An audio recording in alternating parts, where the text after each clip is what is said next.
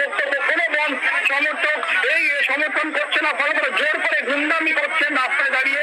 ফলে এই মুহূর্তে চাপারানি মোড়, কলোনি মোড় অবরুদ্ধ। অন্যদিকে ট্রেন অর্থাৎ হাসনাবাদ শিয়ালদহ শাখা, হাসনাবাদ বারাসাত শাখা এবং হাসনাবাদ বসিরহাট একাধিক যে ট্রেন। আজকে 28শে আগস্ট বুধবার, আজকে 12 ঘন্টা ধর্মঘটের সারা রাজ্য জুড়ে বনদের কিন্তু ডাক দিয়েছেন। তো ইতিমধ্যে বিজেপির তরফ থেকে 12 ঘন্টার ধর্মঘট জানানো হয়েছে এবং আজকে বুধবার সারা রাজ্য জুড়ে এই 12 ঘন্টা ধর্মঘটের মধ্যে সমস্ত কিছু কিন্তু বন্ধ থাকবে।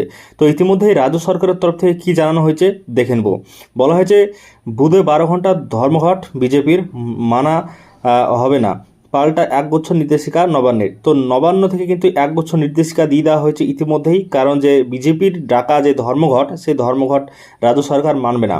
তো বলা হয় যে তৃণমূল ছাত্র পরিষদ এবং ছাত্র পরিষদের প্রতিষ্ঠা দিবসে ধর্মঘটের ডাক বিজেপির। বুধবার 12 ঘন্টার ধর্মঘটের ডাক গেরুয়া শিবিরের। এদিকে আগামীকাল বাংলাকে সচল রাখতে একগুচ্ছ নির্দেশিকা জারি করেছে নবান্ন। তৃণমূলেও হুঁশিয়ারি, কাল কোনো ধর্মঘট হবে না। পশ্চিমবঙ্গ ছাত্র সমাজের ডাকে মঙ্গলবার নবান্ন অভিযানের ডাক দেওয়া হয়। এছাড়াও বলা হয়েছে তার রুখতে একাধিক সতর্কতামূলক পদক্ষেপ করে রাজ্য প্রশাসন। যদিও তা সত্ত্বেও মিছিল বের হয়। নবান্নে পৌঁছতে না পারায় দফায় দফায় ব্যারিকেড ভাঙেন আন্দোলনকারীরা। পুলিশকে লক্ষ্য করে ইট পাথর ছোড়া হয়। পাল্টা আন্দোলনকারীদের হঠাতে কোথাও কাঁদানে গ্যাস এবং জল কামানকে কাজে লাগানো হয়। তাতে বেশ কয়েকজন পুলিশকর্মী জখম হন।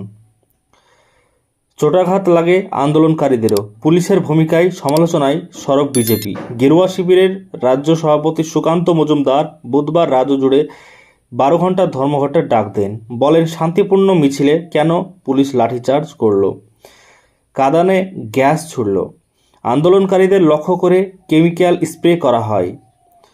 বাংলায় ছাত্র সমাজকে বাংলার মুখ্যমন্ত্রী রক্তস্নান করাতে চাইছেন। বাংলার মুখ্যমন্ত্রী আর পারবেন না আটকাতে। বাংলার মানুষের জবাব দেওয়ার সময় এসেছে। আরজি কর কাণ্ডের প্রতিবাদে বঙ্গ বিজেপির পরবর্তী কর্মসূচিও ঘোষণা করেন সুকান্ত। বৃহস্পতিবার থেকে ধর্মতলায় লাগাতার ধর্ণা কর্মসূচির কথাও জানান। এছাড়া তিনি আরও জানান যে, তো দেখুন এখানে বলা হয়েছে যে এছাড়া তিনি আরও বলেন, নবান্ন অভিযানে চক্রান্তদের আইনি বা চিকিৎসা ক্ষেত্রে সহায়তা করা হবে। চালু করা হয়েছে হেল্পলাইনও। আগামী 30 আগস্ট রাজ্য মহিলা কমিশন ঘেরাও করা হবে। আগামী 2 সেপ্টেম্বর গোটা রাজ্য জেলাশাসকের দপ্তর দিনভর ধর্ণা দেবেন বিজেপি কর্মী সমর্থকরা। 4 সেপ্টেম্বর বদলে 6 সেপ্টেম্বর 12টা থেকে 2টা পর্যন্ত 2 ঘন্টার চাক্কা জ্যাম।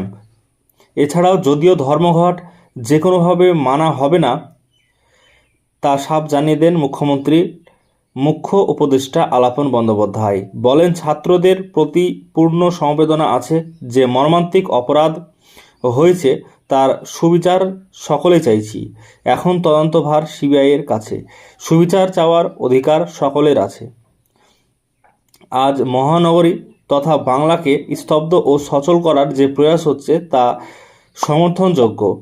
শারদোৎসবের বেচাকেনা শুরু হয়ে গিয়েছে। শিক্ষা ও স্বাস্থ্যসহ সকল জনক্ষেত্র বিপন্ন।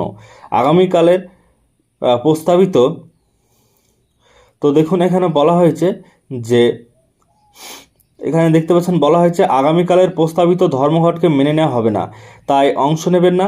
সব কিছু চালু থাকবে। অফিস কাছারিতে আসতে হবে সরকারি কর্মীদের। দোকানপাট খুলে রাখবেন। যানবাহন স্বাভাবিক রাখতে হবে। বেসরকারি বাস, মিনি বাস মালিকদের প্রতিও একই অনুজ্ঞা। বাংলাকে সর্বতোভাবে সচল রাখতে হবে। তৃণমূল মুখপাত্র কুণাল ঘোষও ধর্মঘটের সিদ্ধান্তের বিরোধিতা করে বলেন, আগামীকাল কোনো বনদ হবে না। মানুষ বাংলা বনদের ডাক ব্যর্থ করেন। চক্রান্ত ভেস্তে গিয়েছে বলে ধর্মঘটের ডাক। জনজীবন স্বাভাবিক রাখুন।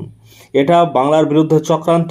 নবান্ন অভিযানের চূড়ান্ত সমালোচনা করে তিনি আরও বলেন, নবান্ন অভিযান নয় সমাজ বিরোধীদের অভিযান।